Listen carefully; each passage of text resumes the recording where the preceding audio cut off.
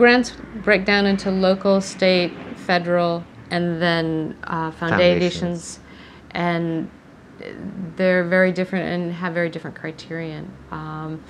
Most government grants, be it local or national, is about a service component, that you're serving the community, and it's not necessarily art. Just doing art isn't enough of a service. So you have to think about, what else are you doing? Are you giving a special workshop in relationship to that performance? Are you giving tickets to senior citizens and making sure they get there because they wouldn't normally get there?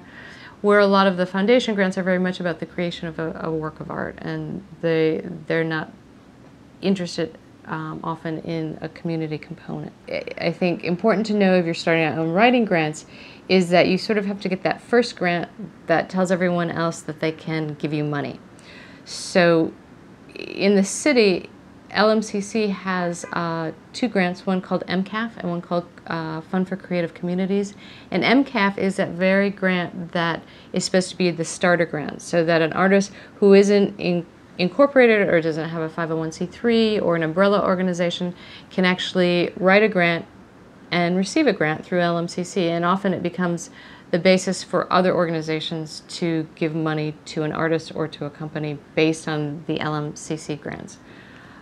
Right. Yeah. So, yeah, it's like you get one grant and it gives you this stamp of approval, and then the other grant funders feel like, and you have to meet the criteria of the grant. That's, they talk to one another, these grant organizations, and they know. There's a new thing that they started called the CDP, which is the Cultural Data Project. Right. Which is also a new thing for people who are writing grants in this, mostly in the East Coast, which is you have to file all your financial information every year onto this website, as well as audience attendance figures. So that's something.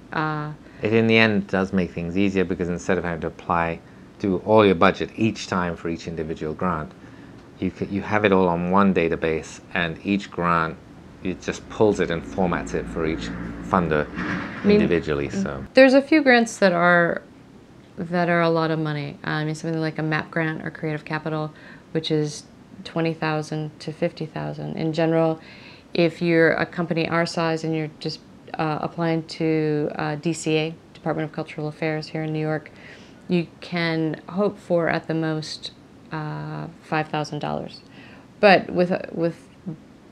even if you're funded these days, in the last few years, that $5,000 usually everything gets cut down. The same as for NYSCA, New York State Council on the Arts.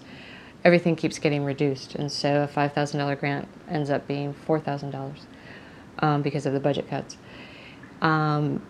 So that's sort of the top, because it's really based on how much you make as a company. So between like 60, let's say $40,000 to $60,000 in income a year, you're sort of at the lowest tier that they would fund, and that's sort of the lowest grant. I think once you go up, if you make $100,000, then you could apply for $10,000. That's sort of right. That's probably 10%. Each grant you probably can figure is around 10% of your annual budget is what they'll think of giving you.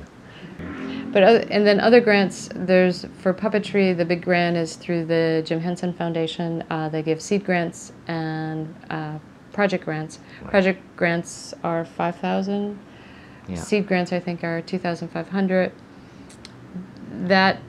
That's sort of normal. And in general, I think $3,000 is a lot to get from a grant. We are Concrete Temple Theater. We are based here in New York City. We're a small touring company. Our work is a synthesis of art forms, visual arts, music, dance, and theater, as well as puppetry.